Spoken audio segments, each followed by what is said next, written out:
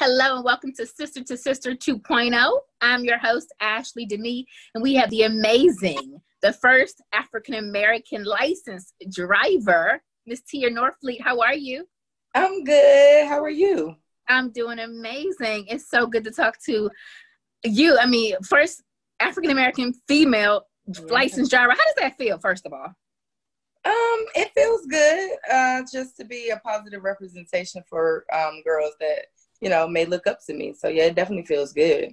But breaking news, it looks like it's coming out of the Alabama local news. It said that the noose found in Bubba Wallace's garage has been there since 2019, federal officials say. Tia, what are your thoughts? I thought it was propaganda from the beginning, and I honestly saw through it, and I knew that it was just too convenient for something like this to happen, knowing that they don't allow many people in the pits and the inner field anymore. So I'm not really understanding how that would have happened overnight without anyone seeing it. So I saw through it from the beginning. I thought it was bogus. Are you willing to help NASCAR improve their racial inclusion? Yeah, I would be willing to help NASCAR improve their racial inclusion, because I definitely would want to see more people of color in the sport. Again, I think that it needs to be genuine, and I would love to be that person to do that, because I feel like my opportunity to be that was robbed, and I would love to open up the door for other people. I'm okay with lighting the torch and passing it. I just would like to assist them, because I know it's not an easy road, and everything that I've been through, and the obstacles that I've been through, I can help prepare them so they don't have to go through that. So right now we know NASCAR is heavy in the news with this controversy.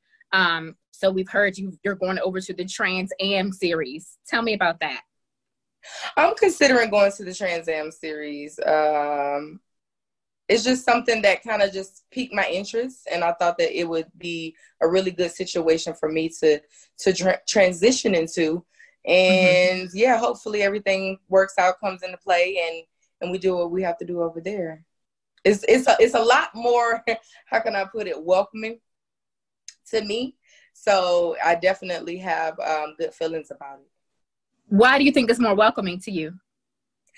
I think Trans Am is a little, it's a little, how can I put it? It's just less tension, because Trans Am doesn't really have like a quote unquote, I guess you would say, racist background or persona.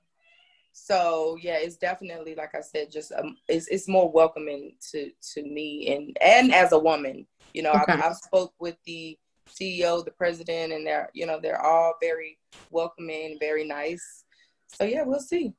Okay, so what drove you out of NASCAR? Pun intended. Well, I'm not gonna say. Well, basically, what happened, it was just a lot of inside things going on that were not beneficial to me. Okay. And it was definitely intentional. And, I think that at the point, they weren't ready for change. Was it based on race?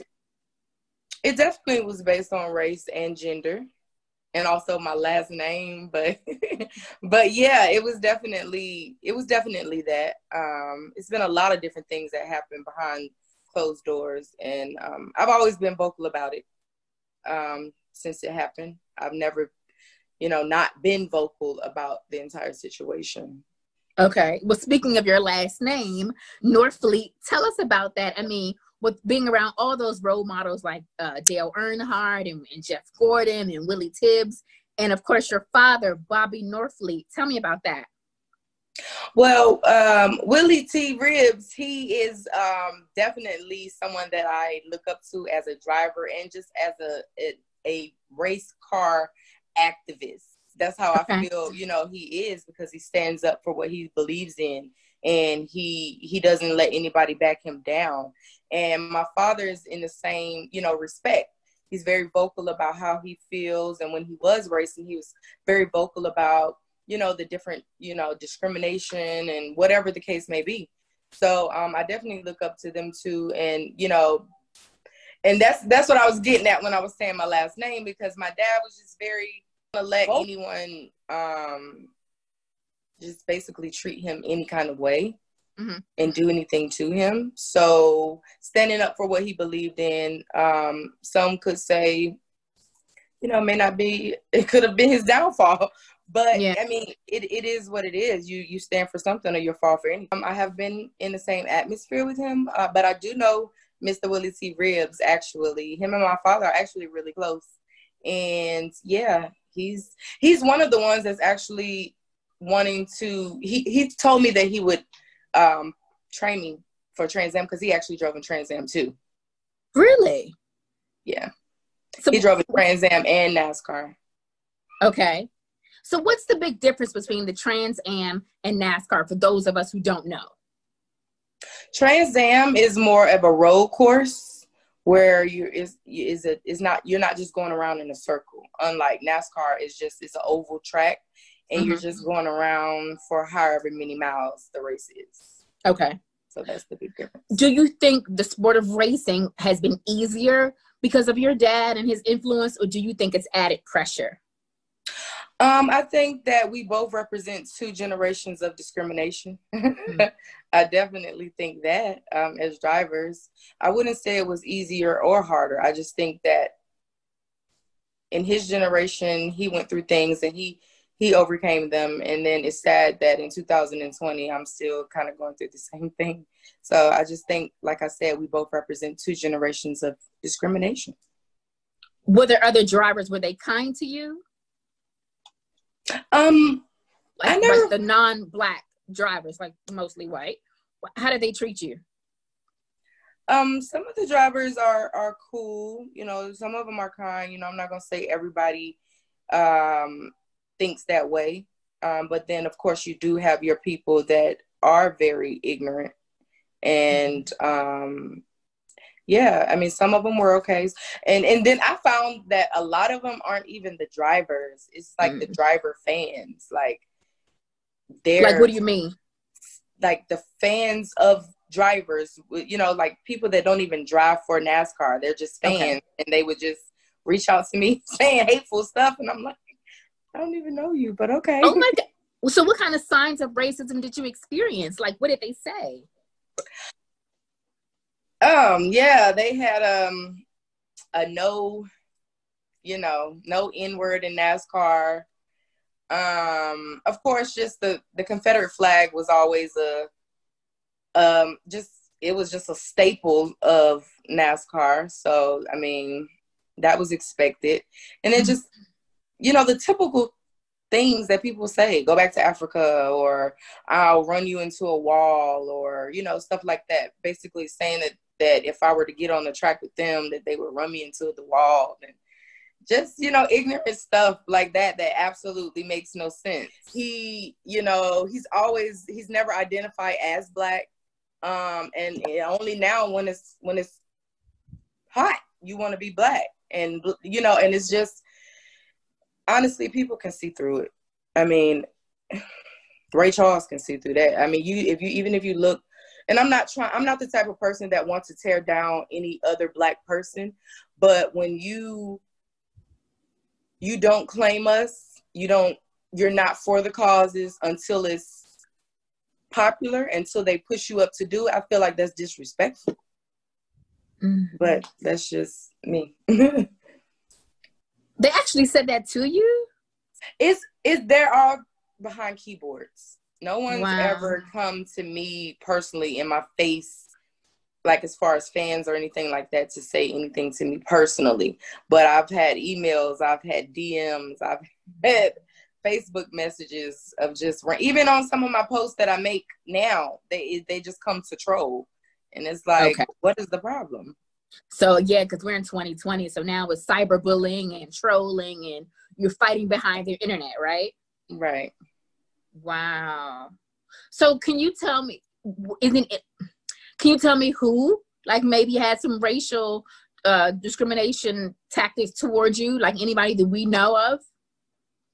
As far as a driver? I wouldn't. Anybody who would, say anything negative to you besides like the wannabe fans or just the fans of someone else. Anybody that we know really tormented you in the racing industry?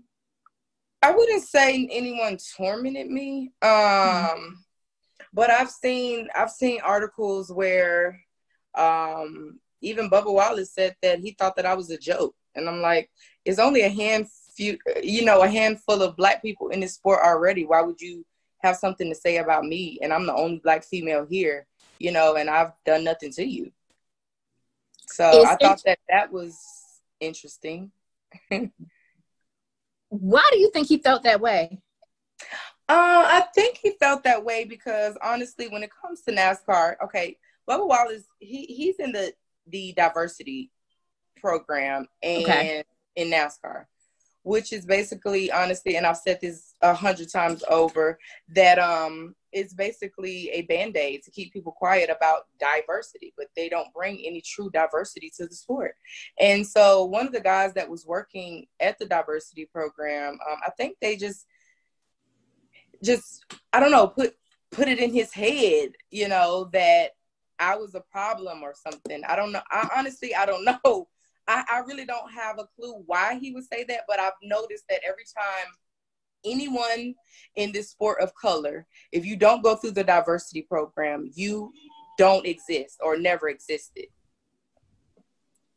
So right now, of course, what's in the news is him finding this news in the garage. Tell me your thoughts about that.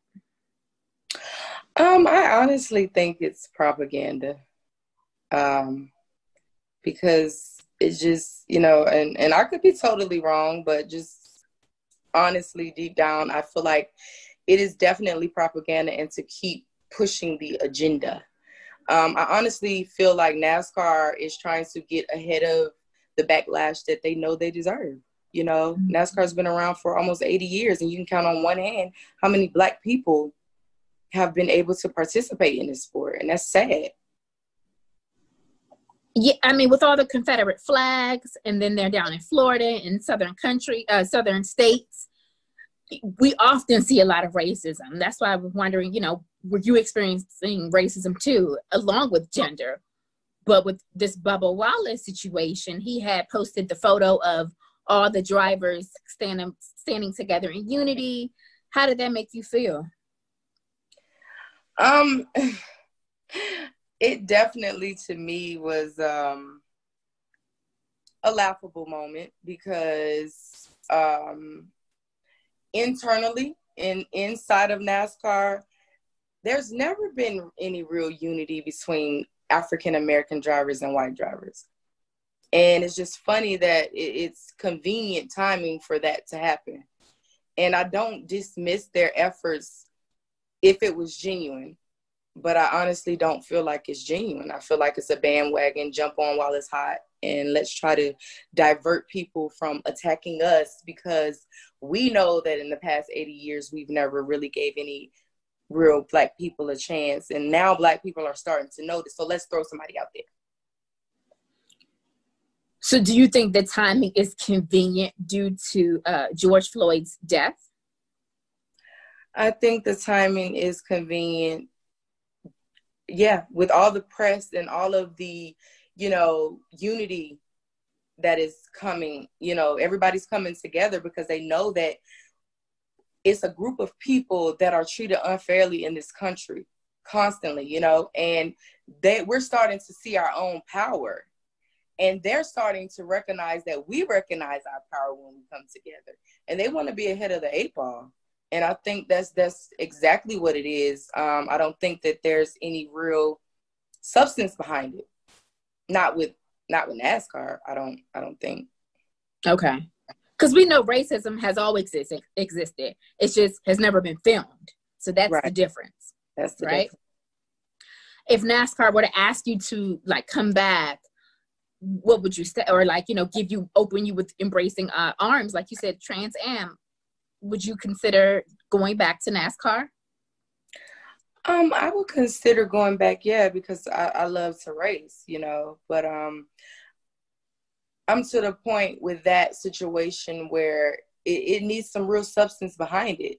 You know, you putting all these drivers and putting Black Lives Matter on a car that's owned by Richard Petty, who's a known, you know, person that has publicly stated his position on Kaepernick kneeling for, you know, social justice for Black people.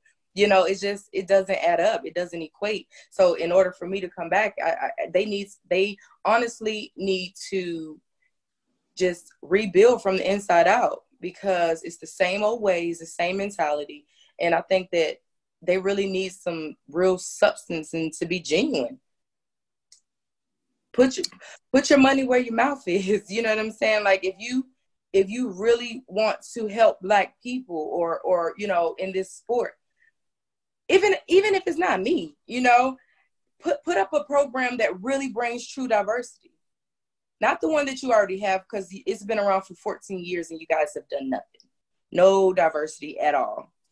And so, you know, that shows that that's not working. Do something else. And I think they just need to have some substance behind what they're putting out in the media.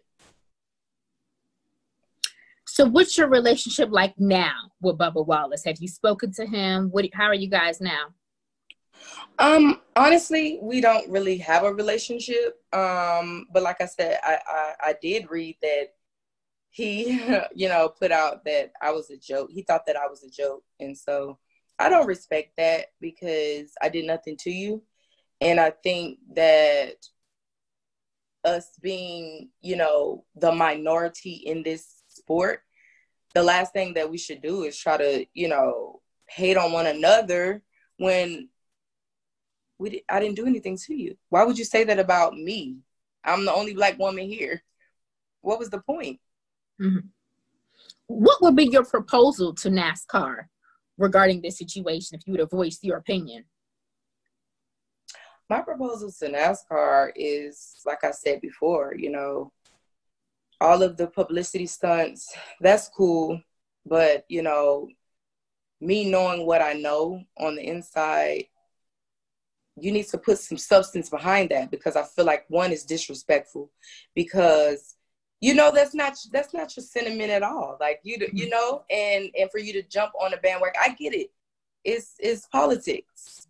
But for a person like me that's been saying this for years, and you basically shunned me and threw me out, and now that it's hot and it's trending, you want to jump on it with the main person. And like I said, not to tear them down, but this is all facts. You can research this yourself. With the same person that doesn't even identify as Black, never, you know, there's never with the causes. You know, George Floyd is not the only person that's been killed. You know, only Black man that's been killed in the hands of police. I've never heard anybody in NASCAR say anything about any Black person that's been murdered, or, you know, and until it became trending. And I think that that's just too convenient for me.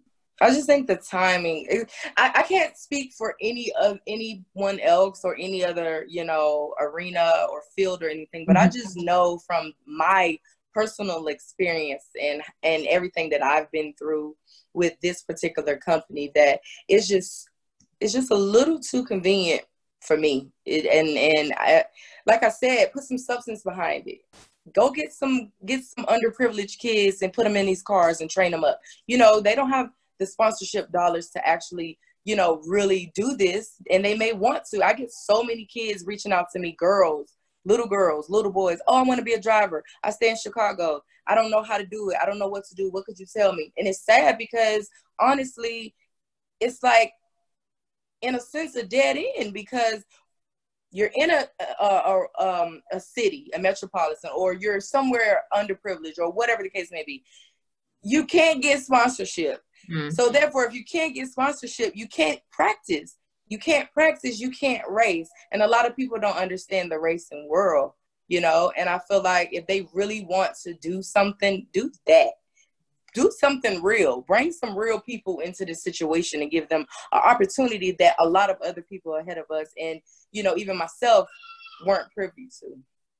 Tell me about that, because a lot of people don't know that it's super expensive to compete in racing. So how do you manage? Tell me about that. Yeah, racing is a sponsor-driven sport. So that means, well, a sponsor comes in, and it's typically a company, and the company has advertising dollars. They either have to spend it in through marketing and advertising, or they have to pay it back to the government. And that's just really how it breaks down. And a lot of people don't know that, but that's where the sponsorship dollars come from. So you get a brand because you're a moving billboard as a car that's rolling around with this person's brand on it. You're literally a moving advertisement.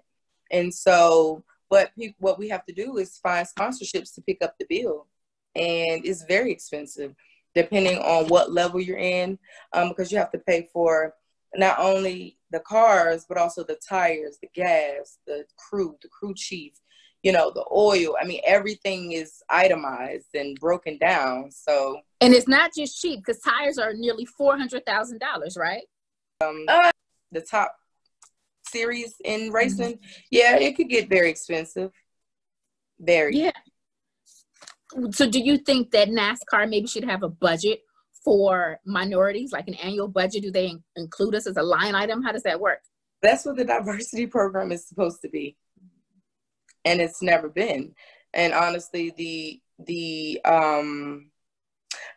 at one point they were getting $14 million a year for these drivers, and they did absolutely nothing with these drivers and put them on the shelf and collect the money and keep going.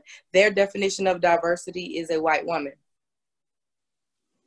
Like the Danica Patricks and whomever, is correct? Even Danica didn't go through the diversity program, but yeah, that's pretty much their diversity because she's a woman.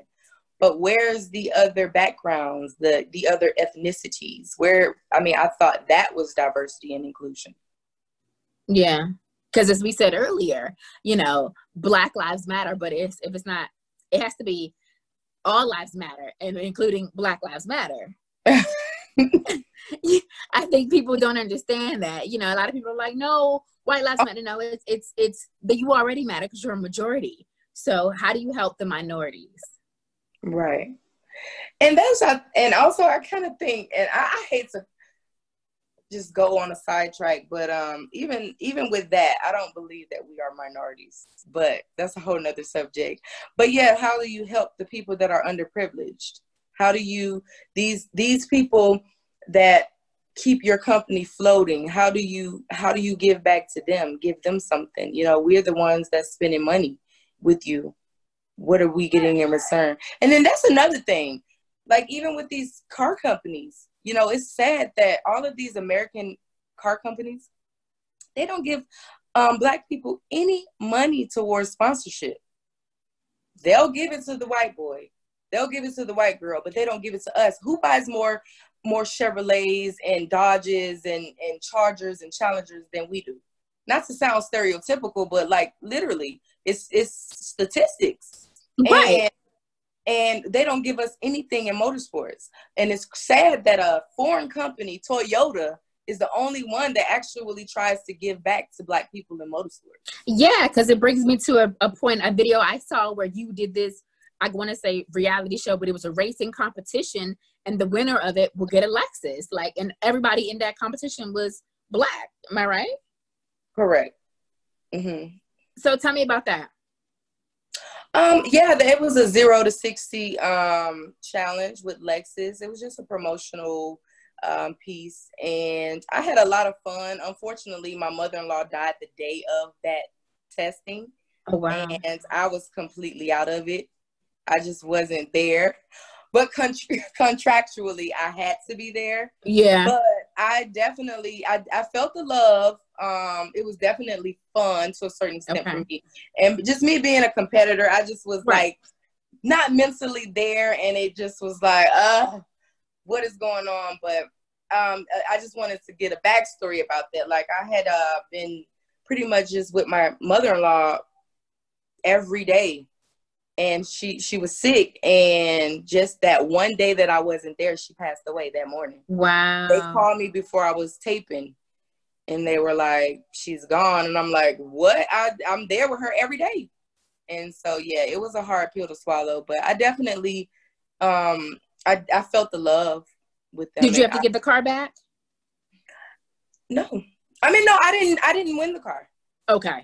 Because I knew it was at least for a year, and I guess whoever won it got to keep the car just for that you year. got it. Yeah, you had to give it back. You had to give it back. Okay. They do it. I think they do it like every other year.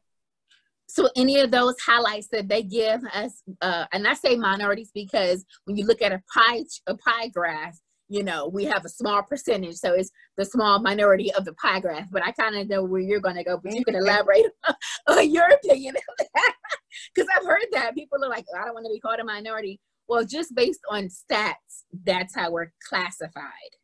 Right. But yeah, that's, you know, that's the prize that they give us as opposed to like a huge reward for our service and what we do. Right? Right. Like, look at Colin Kaepernick. It took him to sit down for what, 4 years since he's been in the NFL? Oh, here we go. Sorry. No, that's fine. That's fine. Like, but Colin Kaepernick, for example, if he had to be not playing in the NFL for nearly 4 years until they finally recognize him, until the NFL finally stands up and speaks, you know, about him. So tell me, and then the commissioner never mentioned Colin's name. But they talked about, you know, the diversity and the inclusion and all this that they wanted to do for the NFL. What are your thoughts with that? Do you think racing is similar? I think that they realize that we're not taking it anymore, and we are the consumers. And I think that they realize that the demographic that you need as a company to survive is our demographic. And if you can't win our demographic over, ultimately you may not survive. So I think everything is always politics, and it's always politics as usual. And hey, Jay-Z. But no, I think it just came to a point where, you know, we as the consumer realize, okay, hey, we really have the power. We have the power, and now they're starting to realize that we realize we got the power. But I think that they Colin had enough of a movement behind him, you know, to make them to shake the table, you know. And that's what you have to have these days. It's sad, but you have to have a movement behind you to get the attention of these people, and then they have to listen to you, or they don't. Because we see that football and basketball are the the Black male dominated sports. So do you think that had an impact? Do you think that's going to maybe help influence racing? No, because the NFL and the NBA, they've been, you know, predominantly Black.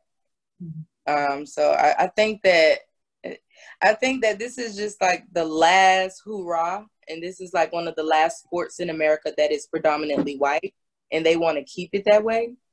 But not the coaches or the owners.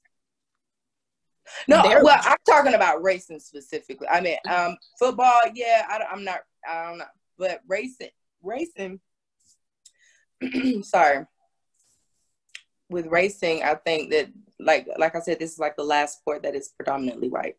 Mm-hmm. And for a long time, they wanted to keep it that way.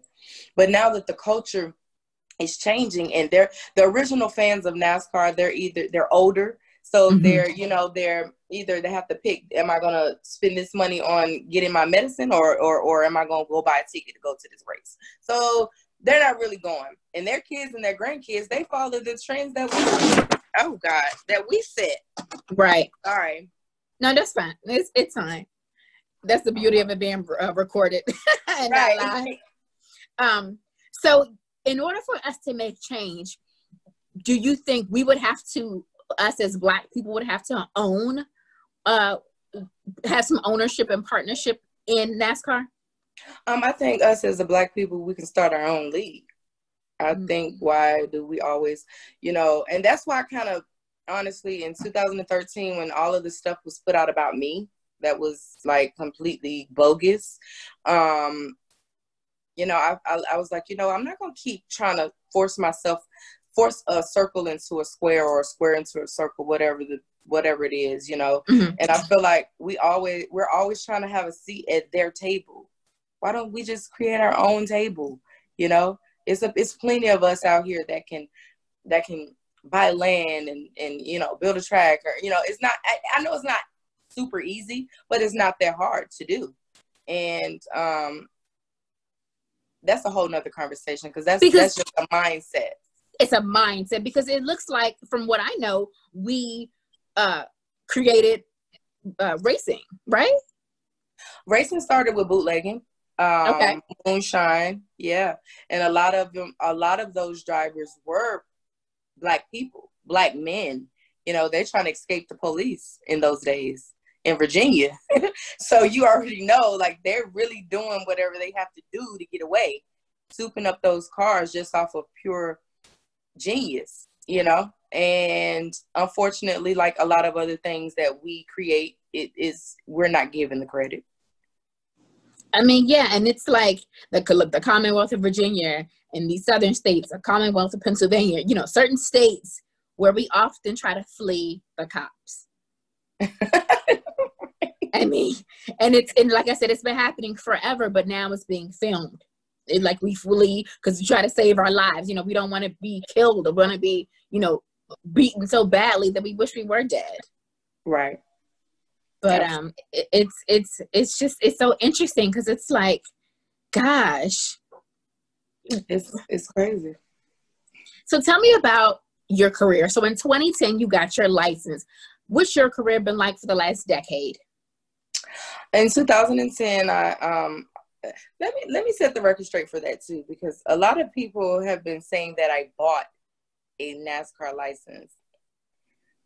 And I just think that like, I paid for a license after I passed the test. You can't buy a NASCAR license. If that was the case, I think everybody that had a hot foot or a heavy foot would go and buy a NASCAR license. Like, it really doesn't make any sense to me. Like, you can't go to the DMV and buy a license. You have to pass the test, then pay for your license. And that's exactly what I did. And I already know that was a play on words.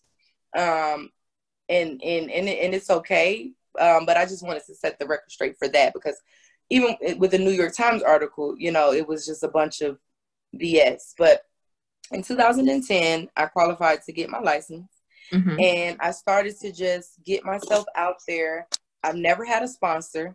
I've never had anyone give me any money, you know, to progress in this sport. We did everything on our own. And we started to get a buzz. And once the buzz started to come, that's when the problems started to come within NASCAR. Because I was not going through the diversity program. There was a guy by the name of Marcus Jadot. He actually told my sponsors that I did not have a license. So I had multiple sponsors pull out. And my first race, people try to dog me out about that, not knowing the backstory. I had a sponsor for that race. And due to him telling them that I wasn't licensed, they pulled out like the day before the race. So I wasn't able to complete the race because I didn't have the sponsorship dollars to do so. And what I did, which is legal, and they do it in NASCAR every day. Morgan Shepherd is a driver. He actually made a career out of doing this. I did a start and park because that's all I could do with my sponsorship being pulled out. After that, I ended up having a meeting with NASCAR at their headquarters. And I told them what I knew and what I found out. And 7 days later, exactly, they put out a New York Times article, an op-ed piece on me, basically to a smear campaign, to pretty much do what they love to do, try to get in front of something, because they knew I had found out that it was some shady stuff going on. And from that day, when that article came out, I've been struggling ever since to, you know, combat it, because I didn't have the platform at the time to combat the New York Times, even though it wasn't even an editorial piece. It was an op-ed by a NASCAR employee and another NASCAR employee. So, you know, it was just that. So my whole thing now has been to just advocate for people like me and really, you know, try to open up doors for girls and boys like me. And so I've just been doing like a lot of different, my own things. I have my own initiatives, and just really, like I said, just trying to open up the doors for these little girls that reach out to me all the time. And it's so crazy. I actually read that New York Times op-ed piece, and it's like, well, when you buy your license, you got to take the test and pass the test, and then you purchase it. I was like, why did he make it to? It was all contradicting itself, because in one line it said that I didn't have a license. Then they said that I bought a license, and then they said that I didn't race or something. No, I was in a race and I only did one lap. Okay, so how can I be in the race if I'm not qualified or licensed to be in the race? But you just said I didn't have a license. My license was signed by Brian France, which was the CEO of NASCAR, just like everybody else's license. So, you know, I have all the receipts and everything, but it was all tactics to basically stop me from getting sponsors, because they knew if I don't have a sponsor, then I'm no good anyway. What can you do? You don't have any money to compete. Do you think it was retaliation for you speaking up to when you went to the CEO or went to the corporate office? Do you think, since you said absolutely, it was intentionally done. And if you look at the article, the only guy that is quoted from NASCAR was Marcus Jadot. No one talks to Mike Hilton. No one talks to the real power players. He's merely an employee. But how they worded it, you know, it's all strategy. He wasn't even a decision maker. But the way they worded it, yeah. Do you think it was it racially motivated, or was it because we're just a woman? I mean, what are your thoughts behind it? It was all. They didn't like my language. They didn't like the fact that I said that I'm the first Black woman to be licensed in NASCAR. They didn't like that, because here you have a diversity program in NASCAR that's been around for years. Why haven't you guys produced the first Black woman? That's your job. That's what you're supposed to do. Why haven't you done that? So I think it's just all trying to get in front of and trying to discredit me because they didn't do what they were supposed to do. And I think, you know, just me coming in independently and smart enough to know that I don't have to go through the diversity program. You know, people could look at you as the Colin Kaepernick of the sport of racing. You are fighting and standing up for what you believe in. And I think it's awesome. You know, we're talking to you now, and of course our viewers will be looking and listening and understanding the what's behind all this. Because like I said, me reading the article, I kept thinking, like, you don't just go in, I can't just go and go buy, like, I can't buy a license. I don't know what to, you have to like take the test, pass it. It just, you know, but you have to have common sense to kind of understand what's trying to be conveyed in that article. Yeah, it's definitely, they wanted to make me look bad. That's all it was. They wanted to discredit me. They wanted to shame me. They wanted me to look like a fraud. They wanted me to look like a liar and a criminal. And let's not even start with the criminal, because majority of the drivers that drive for NASCAR has a criminal history.